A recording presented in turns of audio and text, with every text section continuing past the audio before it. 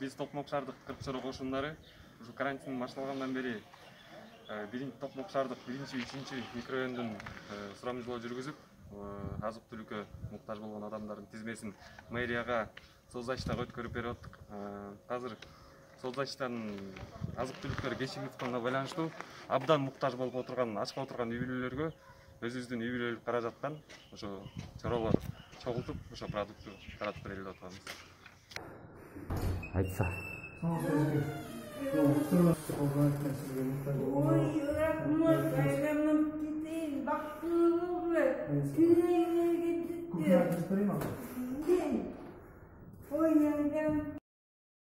Жакшытыр апа. Макул бериңиз. Рахмат, Алла разы болсун. Ден соолуктоо чоң рахмат силерге дагы. Ден соолук берип, тынчылык берсин. Мейлі сізге.